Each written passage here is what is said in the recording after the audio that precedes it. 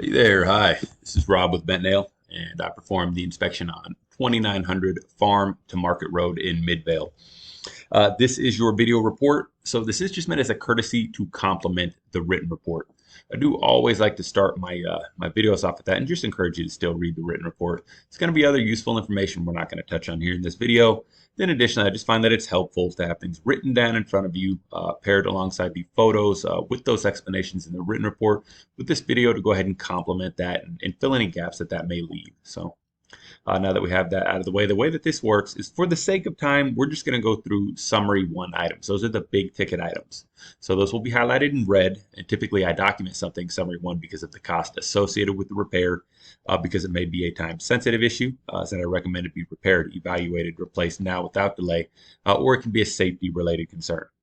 There are going to be summary three in the written report. Those are the lesser of the two categories. That's dents, dings, bruises, minor repairs, things of that nature.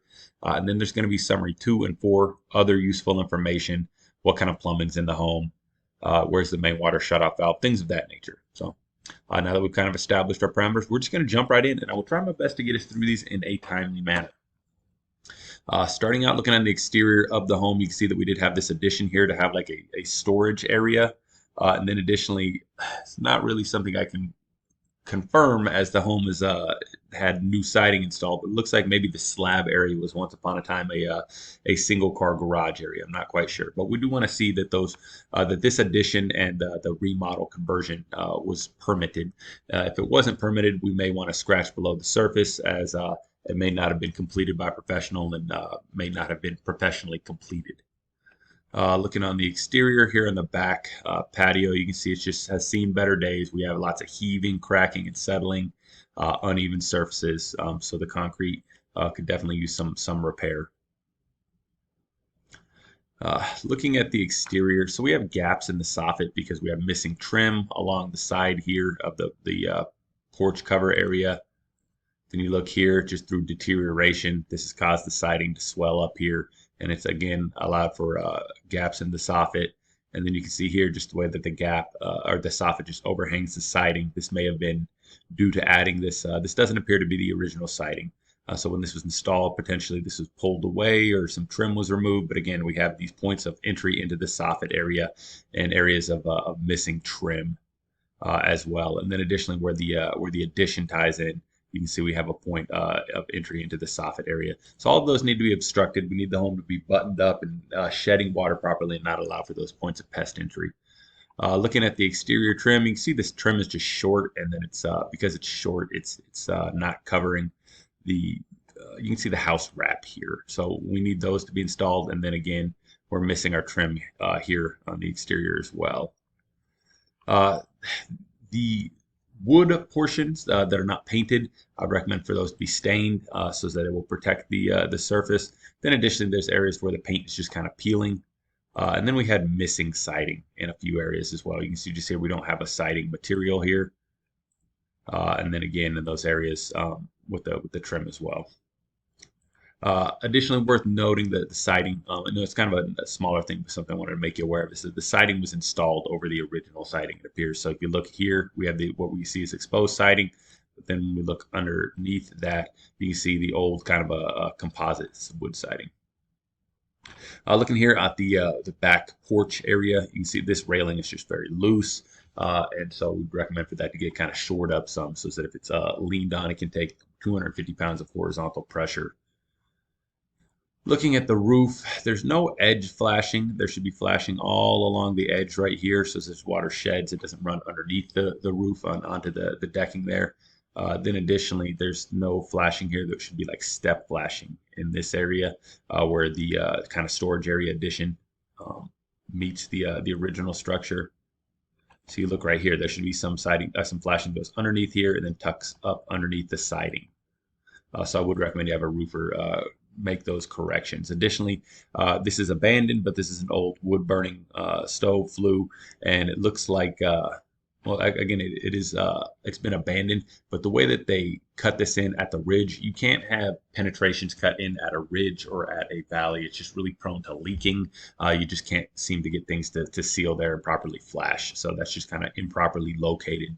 Additionally, looking at the roof, you can see that the fasteners are all backed up and we're missing grommets and the fasteners have backed out in several areas or are missing fasteners as a whole as well. That will allow for moisture intrusion and the roof won't have the structural rigidity that it should. Additionally, so we have some patching here. When you do a patch on a metal roof, so it needs to be aligned the same way that underlayment would or something. So this top area right here should be tucked underneath this area right here so that as water sheds, it can't run underneath it. And then this area right here, the lower portion should be ran above. Again, it's just the same way that you would do tab alignment on a shingle or on underlayment on a roof or something of that nature. So I would recommend for those to be properly repaired. Jumping into the attic, you can see that we've had past leaking, and this past leaking looks like we've got some potential mold here. You can see here, and it's done quite a bit of damage there to the roof decking there as well, to the sheathing there. And then if I look here at the insulation, you can see we have drops right here that looks like water has come through, whether that be through at those areas where the penetrations are or through areas where we have the backed out or missing fasteners or grommets on the roof as well. But we definitely do have some moisture intrusion issues that have resulted in what appears to be microbial and some damage there to the decking. Additionally, the attic doesn't seem to have high ventilation. So typically you would see high ventilation through a ridge vent on a metal style roof here, but it's not cut back here. And being that it's not cut back here, the underlayment's not cut back, the decking's not cut back, we don't have a mesh, we don't really have that that high ventilation that we want to have. Then looking at the low ventilation, you can see we're just missing our covers, which will allow for pest entry. So we do want to get those replaced. The insulation as a whole in the attic, it's less, it's not up to the current standards. We need to have at least 12 to 14 inches of insulation, and we're not at that mark. We're probably at about 8 inches or so on average. Additionally, we'd recommend that you insulate the access cover, as that's going to be a big point of heat transfer. We do have some improper wire connections here in the attic as well. These connections shouldn't just be taped like that. They need to be, they should have wire nuts and then be in an appropriate junction box for the wire junction. Taking a look here at the addition specifically, again, looking at that stem wall, you can see that it's just kind of bowed out, which says to me that it appears that the stem wall is starting to lean. We're having some movement there. So you look here at this bubble, this should be in the middle, which would say that we're nice and plumb and nice and level there. And again, that was not on the main structure foundation wall. That was on the addition foundation wall. Looking in the crawl space, you can see we have past leaking, which has caused some damage. And again, we may have some microbial. We'll kind of get to that. We'll touch on that here in a minute. And then looking here at the vents, these shouldn't be taped over like this. They should be unobstructed so that we can have proper air movement.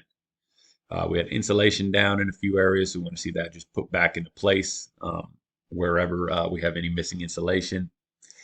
So we've had water in here at some point. You can see the viscoline's all disturbed, and the water, or I'm sorry, the soil here you can tell has been wet and then dried back up. And so point A on how to address that is just ensuring that we have appropriate site grading where water is going to be shed away from the home and never towards it. Making sure that our irrigation is not flooding anywhere near the exterior wall or ponding anywhere. And then in this kind of climate, a lot of people will opt not to get gutters because they will get ripped off of the home, which is totally understandable. But if we can find a means or just kind of something to keep in mind, because we don't have gutters, we need to make sure that water does not pond around the foundation wall.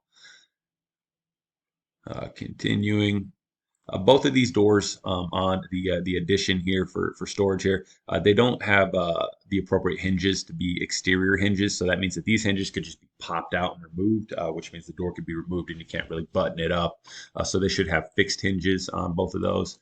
We're missing closet doors in several areas, so I'd recommend replacing those.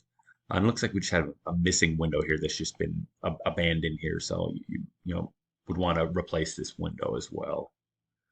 This window here on that storage addition is installed sideways here. Obviously, we want these weep holes here to be on the bottom, so should be a vertical moving window, but this is installed as a horizontal moving window with the improper weep holes. So as water works its way into that frame, it can work its way into the wall cavity and it won't properly drain as it should.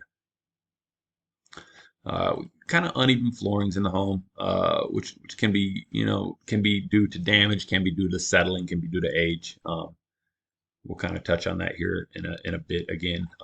The home does not have a central HVAC system, so the home is heated through a fireplace, and then there's a mini split in the home as well. Those are in the kind of in that craft room area, the kind of family room area, and then the living room as well. So again, there's no central air for the home, so the sleeping spaces do not have a heat source as they should.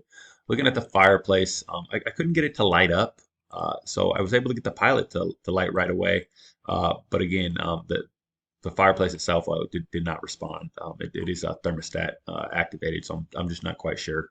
Uh, Worth noting as well, where here is I don't see a tag indicating that it's been converted from natural gas to be on LP. Looking at the sub panel here, the sub panel does not have proper wiring, so a sub panel should have dedicated bus bars for the neutral and grounds.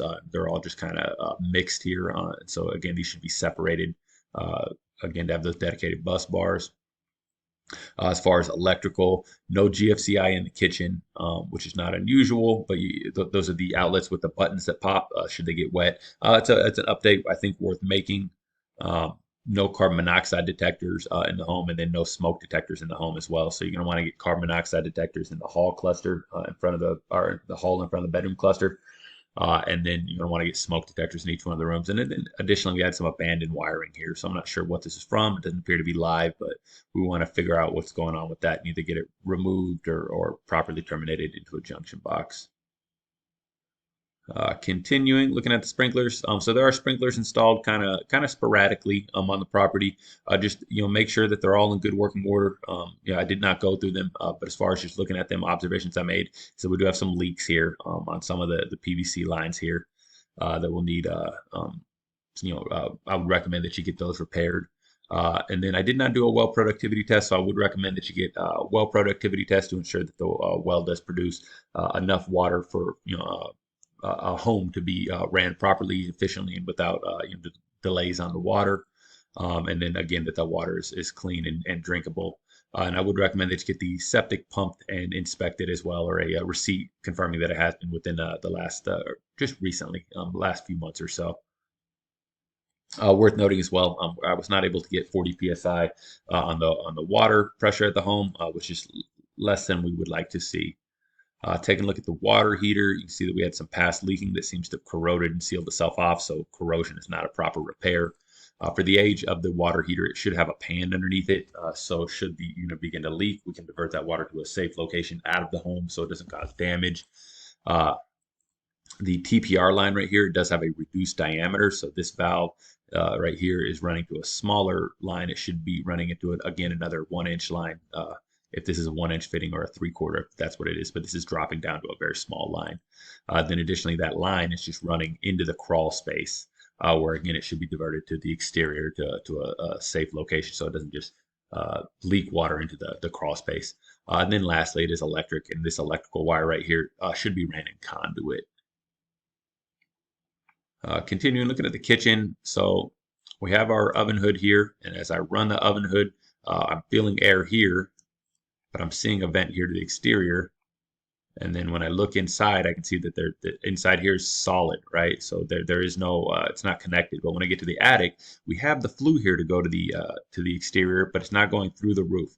So there's a recirculating oven hood on, but we do have part of the assembly for this to go to the exterior. So I'd recommend running it to the exterior properly, just because this is all the way through here. But when we do, we're going to need to have this finished out to the exterior. We can't have the recirculating there, and we can't have that running and just diverting it into the attic. Taking a look here in the bathroom, water does leak when it is off. So it says that the valve is not fully sealed. You can see it running back there. You can see the damage here to the tile as well. And then looking at the tiling here on the walls, you can see it's damaged, has cracks as well. And then when I put my moisture meter on it, we're pegging out, which means that moisture has worked its way behind the tiles and is likely causing damage behind the wall. So we don't really know what's going on behind the wall cavity, but we're going to want to get these tiles removed and properly sealed up, repaired to figure out what's going on behind the wall here. So I would just recommend further evaluation from a qualified contractor to again decide what the proper course of action is for repairing that. Then additionally, looking around the window here, we have duct tape on here, which indicates that it has been leaking. And it's obviously not a proper repair, and that will again allow for moisture intrusion behind that wall or into the wall cavity or around the window flange there. Looks like that's it for the bigger ticket items. So I do hope that this video is helpful, and I hope between this video and the written report, it gives you a good understanding of my observations during the course of my inspection. But should this video not suffice and you do have any additional questions or just things that didn't make sense, absolutely feel free to reach out, give the office a buzz, and they will put you in contact with me. But otherwise, again, my name is Rob. I'd like to say thank you for choosing Betnail, and have a good rest of your day. Alrighty, bye.